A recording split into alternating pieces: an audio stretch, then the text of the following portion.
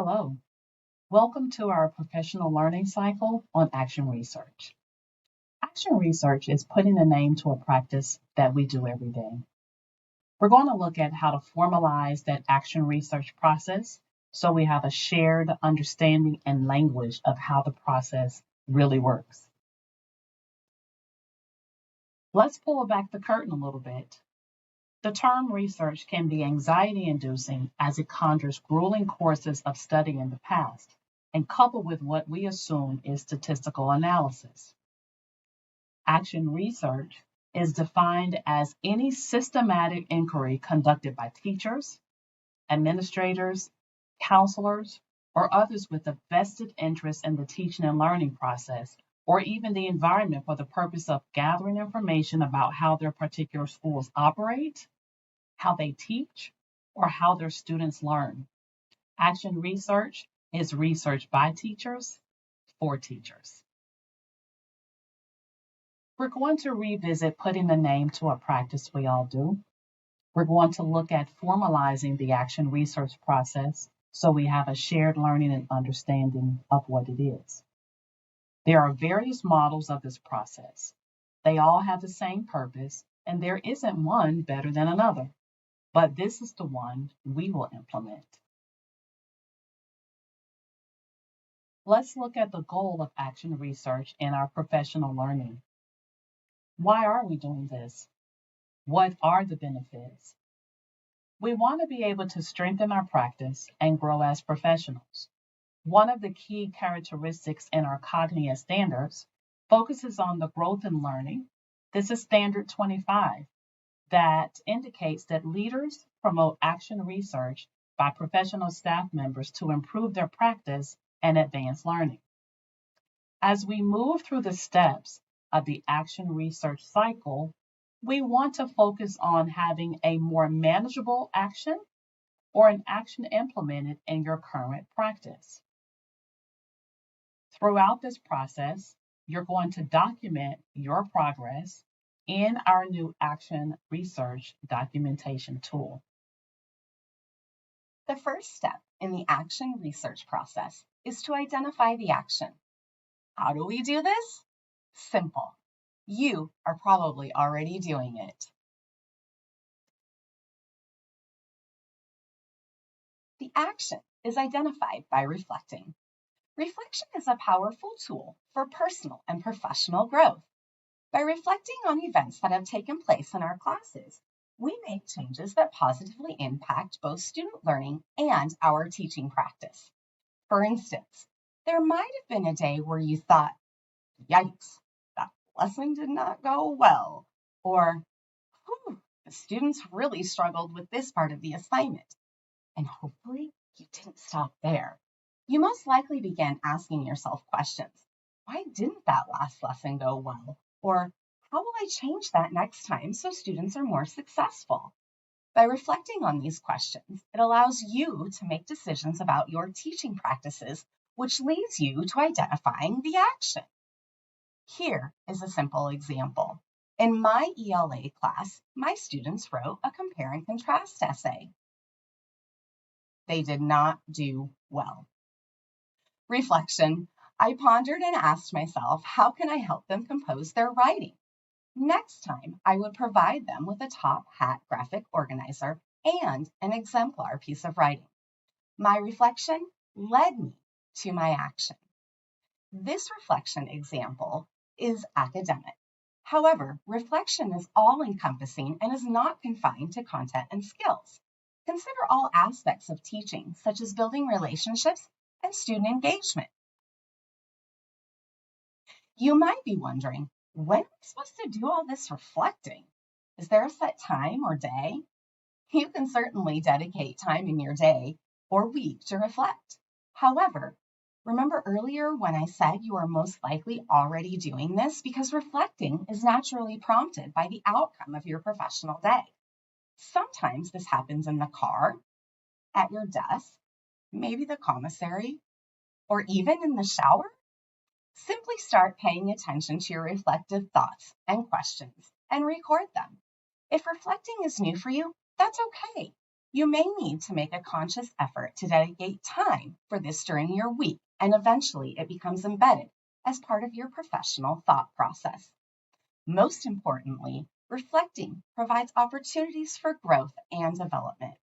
It's a continuous cycle that helps us become better educators. So let's start reflecting and identifying the actions we need to take to enhance our teaching and our students' learning experiences. Now, we will pause and take a moment for you to reflect on your own teaching experiences. Hi, welcome back. I hope your breakout activities proved beneficial and purposeful. Now we're going to take a look at the second step in our action research process where we determine data indicators. Much like the term research, the term data can be a bit intimidating or anxiety-inducing, conjuring images of complex statistical formulas and models. Data, however, is essential in the action research process, particularly in the evaluation step, where we evaluate the effectiveness of an implemented action. As I work through the action research process, I like to use the term indicator or indicators rather than data, as these indicators, these pieces of information, help indicate an action's efficacy. Let's talk briefly about the types of indicators we might use when engaging in the action research process. Quantitative data is numerical data that can be measured. Test scores, grade point averages, end of term grades are all considered quantitative data indicators. Qualitative data is non-numerical data, which is more difficult to measure. This type of data often represents opinions. Interviews, surveys, and questionnaires yield qualitative data. As we identify data points or indicators, we may decide to collect solely quantitative data or solely qualitative data, or we may decide on a mixed method where we include both quantitative and qualitative indicators. Once you've identified indicators for your action research, it's important to identify a comparative analysis strategy, or in more basic terms, how you'll compare your data. We often use before and after comparisons, where we compare data points from before an action was implemented to data points after the action was implemented. This type of comparison, however, requires before data, and in some action research instances, we don't have before data. In these instances, we can use a comparison that looks at perceived or hypothesized outcomes versus an actual outcome. Now I want to share with you the indicators I identified for an action research activity I'm currently working on. Before I do, let me provide a brief roadmap to how I came to implement a question of the week activity in my AP Computer Science course. Last year was my first year teaching AP Computer Science, and at the end of the school year, I gave a very short final exam that included 12 basic content questions and 3 survey questions designed to elicit information from my students. Thank you, Summer Hall, for sharing your sample questions. One question in particular asked students what advice they would give to a new student taking the course virtually. Almost across the board, students said they would advise new students to reach out to me more frequently and earlier in the year. As I reflected on student responses, I identified an issue I wanted to work on: increasing student communication. After pitching the idea of required participation via chat in our Hub's Back to School meeting, Dr. Marshall suggested I find a way to incorporate content and participation. From this suggestion, I decided to put into action a graded question of the week activity that students must answer through chat. The goals or intentions of the activity are to build student-teacher relationships while supporting a student's content mastery. Now let's take a look at step 2 of my action research journal to see the data points and indicators I determined would be useful when evaluating the effectiveness of the implementation of a question of the week activity. I identified 4 data indicators, 2 quantitative and 2 qualitative, so applying a mixed research approach. Those indicators were So my two quantitative indicators were work logs, which would use a before and after comparison. AP exam scores, they would also use a before and after comparison. And then my two qualitative indicators, data points, would both come from an end of the year exam/survey questions. And those would be that question that I had last year. So advice to a new AP CSA student. So that's going to use a before and after comparison. And then I'm going to add a new question in the survey that was to rate your level of support, or rather rate your level of teacher support. And since I don't have before data, I'm going to use the perceived versus actual data comparison here. Now, moving down, do you see these grade prompts in the journal? Just as a heads up, those are just suggestions. You don't actually have to answer those. This is really for you to use the journal as you see fit. If you find that the prompts are helpful, great, use them. If not, go ahead and annotate however you see fit, okay? But for my purpose, I did think, evaluating why I would choose these ones was important. So I chose the work logs for two reasons. One, because they would quickly give me a really easy visual comparison, right?